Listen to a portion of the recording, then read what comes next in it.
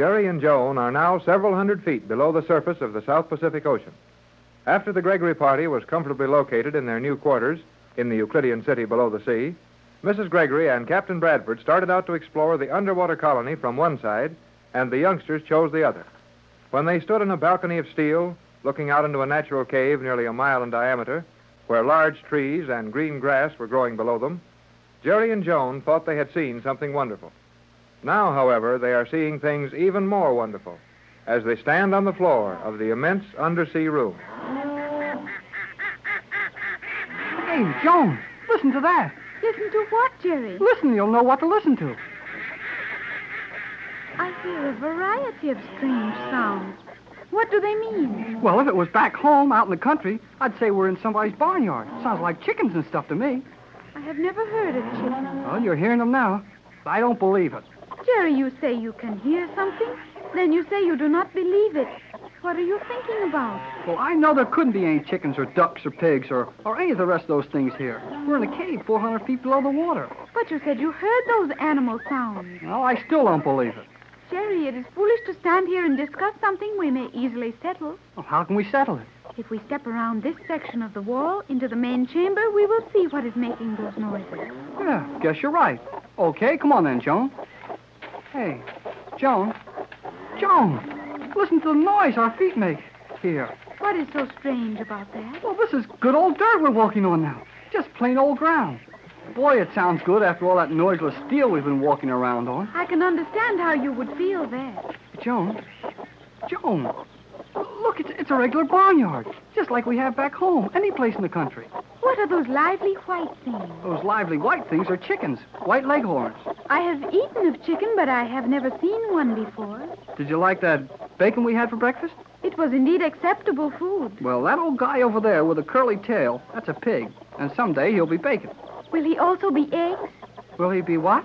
Will the pig be eggs? We had eggs with the bacon this morning. Look, Joan, you don't get eggs from pigs. You get eggs from chickens.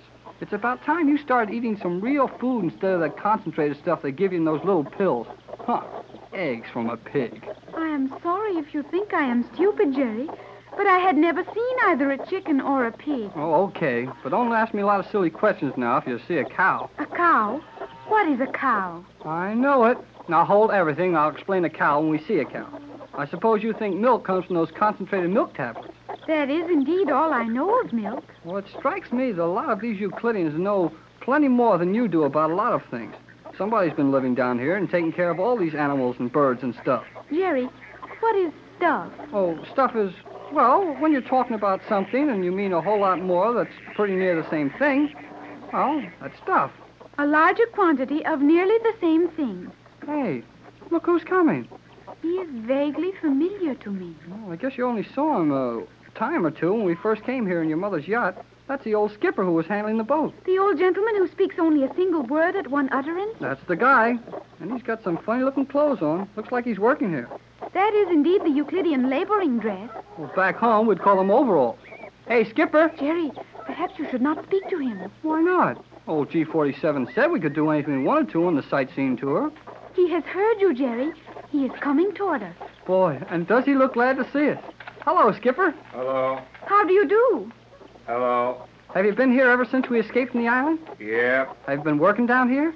Yep. But you are a sea captain.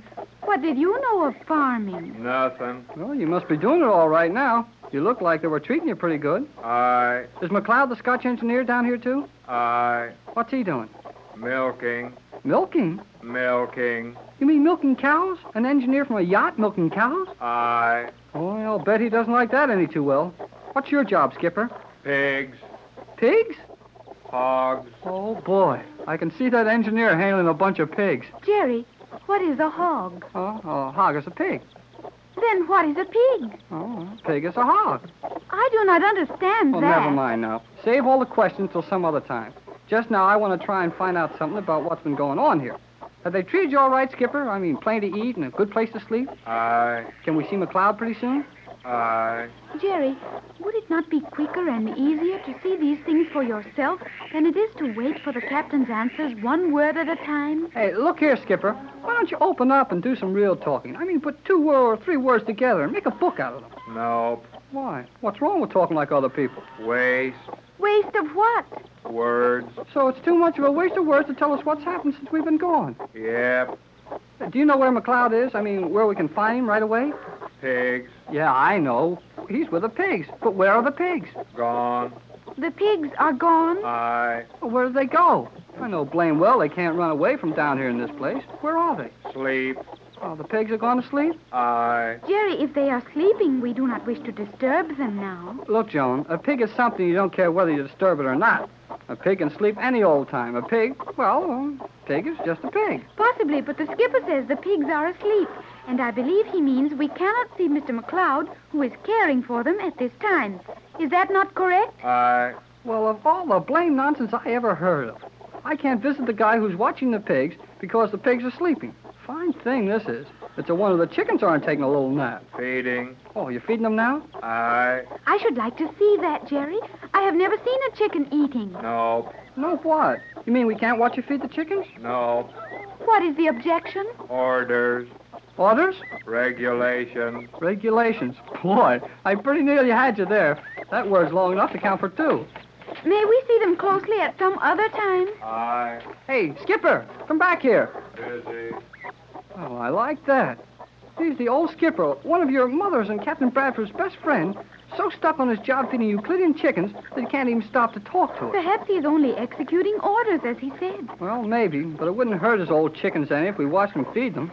Have you thought that G47 may have some secret regarding the feeding that you may not see? Oh, I suppose so. Well, come on. The old skipper's closing that gate, so we might as well walk around the edge of this place and, well, see if we can get a look at a cow without spoiling her game of checkers or whatever they have the cows doing here.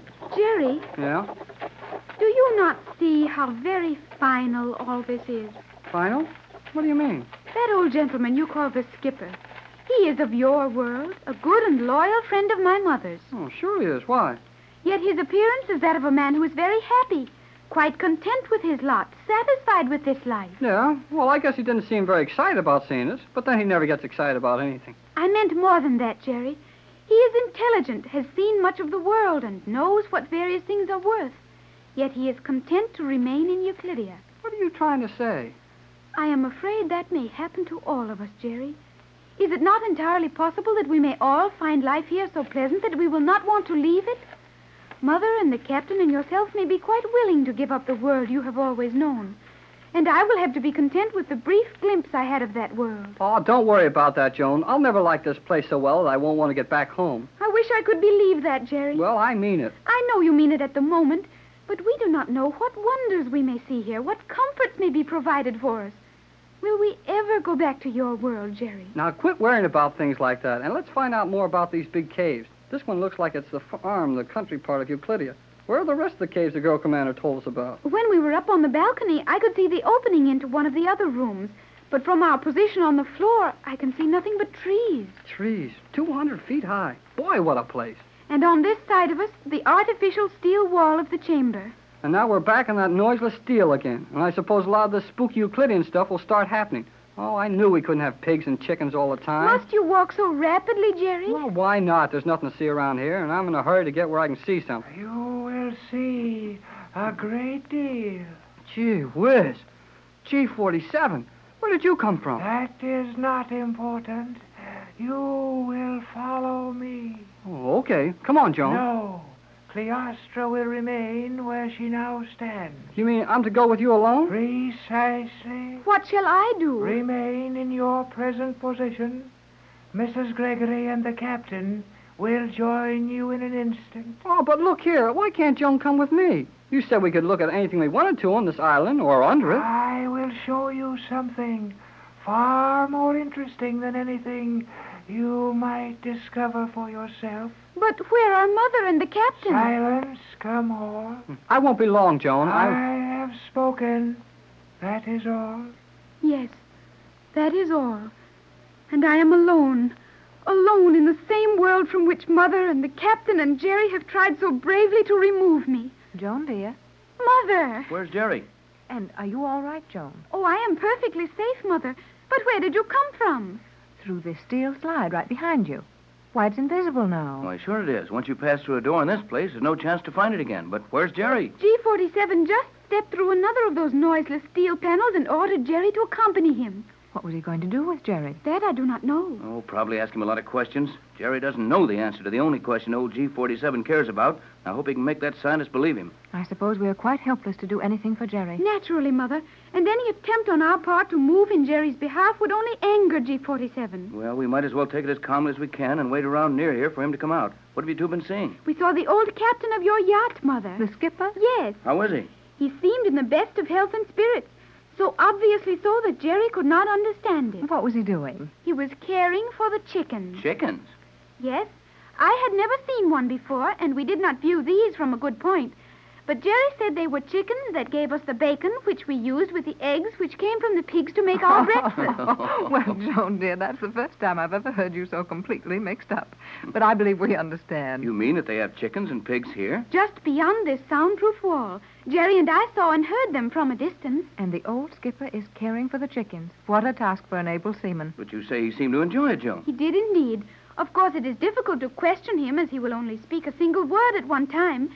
But he excused himself and left us very calmly to attend his chickens. Tex, can you imagine such a thing? I can't, unless it would be McLeod milking cows. As to that, I could not say. But he is attending the pigs. Tex, McLeod and the pigs. A marine engineer and his skipper playing nursemaid to the pigs and chickens. No wonder Jerry looked surprised when he heard that.